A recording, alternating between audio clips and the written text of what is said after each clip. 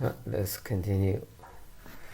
Like Mao and Zhou, Deng possessed an instinctive national loyalty, a strategic vision, and an underlying toughness in pursuing national interests. When meeting foreigners, Deng, like Mao and Zhou, not only covered an agenda, but also tried to size up his visitor's character and objectives. Deng, however, was more systematic, as well as more direct and straightforward than Mao or Zhou in focusing on the major issues of concern to China. Before meeting a foreign guest, he did not receive an oral briefing. He wanted to read a memo from his staff about the visitor, the purpose of the trip, and what topics should be covered.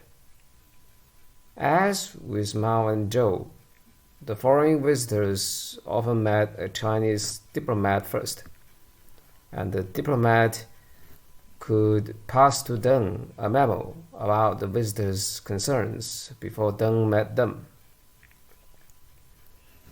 Foreign diplomats in Beijing respected Deng greatly and saw in him someone with whom they could work. He became a favorite of foreign guests, foreign visitors, for his wit, intensity, disarming frankness, and desire to solve problems. George H. W. Bush, who saw him often in 1975 when he headed the U.S. liaison office in Beijing, once said, "He had an intense demeanor and talked with a bluntness that left no doubt about his meaning." Huang Hua, who sat in on many sessions with Mao, Zhou Enlai, and Deng when they met foreign leaders, said of Deng, "He was good at grasping major issues, understanding and expounding briefly the essence of a problem in a profound way, and making judgments and decisions in a resolute and straightforward way." Unlike Mao, who harbored visions of grandeur for China that exceeded his power and leverage, Deng remained realistic in acknowledging China's weaknesses and backwardness. But Deng also had an underlying confidence. He knew that he was representing an enormous country with an extraordinarily long history as a great civilization, and he drew strength not only from his own success in overcoming personal challenges, but also from his broad knowledge of domestic and international affairs. Unlike some Soviet leaders, he did not attempt to impress foreigners from more modern countries, even if they towered over him. Instead, Deng engaged foreign leaders as partners in solving problems, and soon got down to the issues at hand.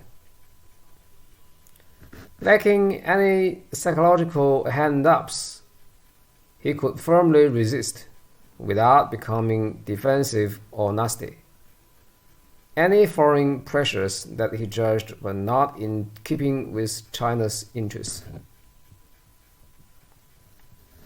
Deng had not always displayed such confidence.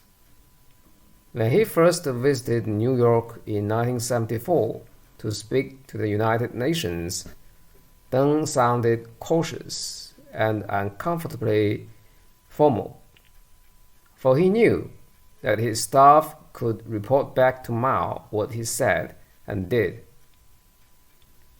Deng continued to be careful during 1975 because on all important foreign policy issues he still needed to obtain Mao's final approval.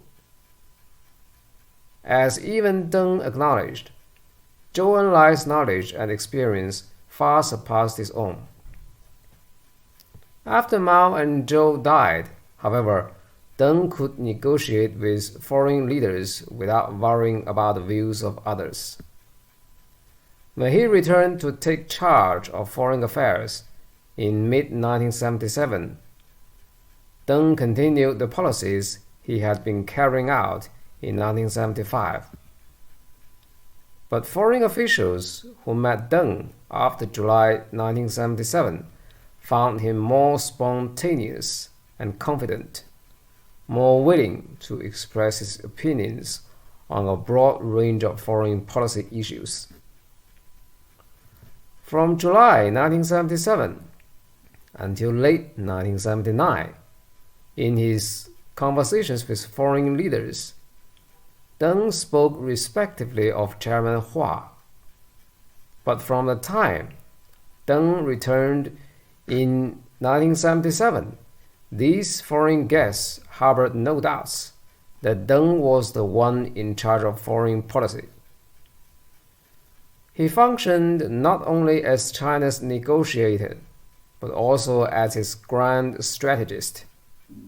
And although he read the reports from diplomats, for important decisions he relied more heavily on his own seasoned judgment. Deng could be relaxed, with a sure-footed understanding of how the topic at hand related to overall strategy, and confidence in his own ability to deal with his counterparts. Over time, Deng developed his own characteristic style in conducting meetings with foreigners. He would begin with a few witty remarks to welcome his foreign guests, and then shift to focus on the main issues he wanted to address, making his points directly, clearly, and forcefully. 这一节